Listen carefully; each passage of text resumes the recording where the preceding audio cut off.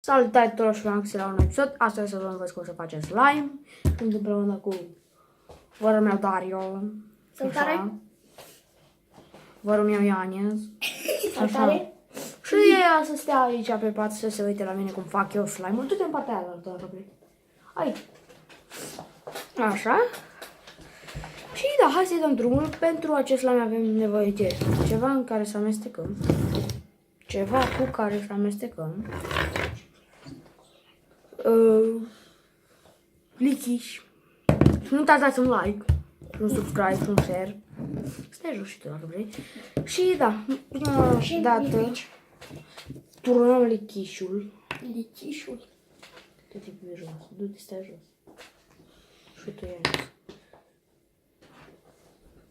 Uite. Așa.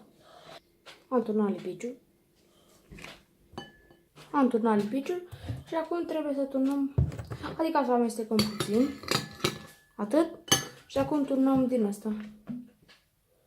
Persile au și la mine din asta. Eu am pus într-o sticluță. Așa. Și vedem deja cum se formează. Veniți să vedeți.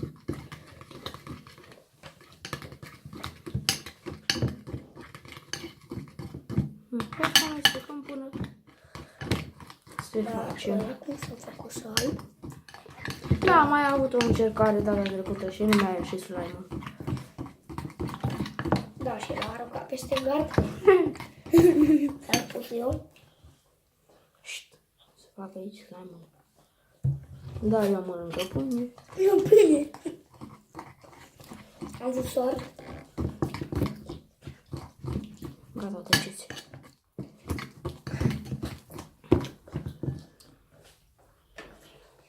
Băi, e lipicios încă. Dacă nu ți-a să și slime-ul ăsta. Na, asta este. Măcar o încercare.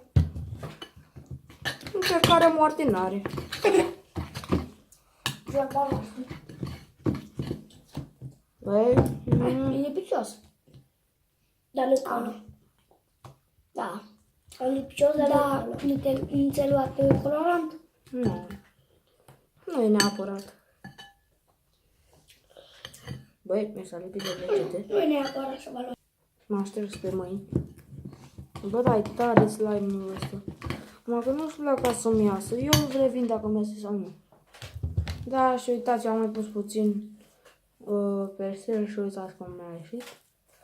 Asta este. Slime-ul meu. Să dăm până din cal, nu? Mi-a ieșit. Ok. Acum venește noi să ne jucăm un pic.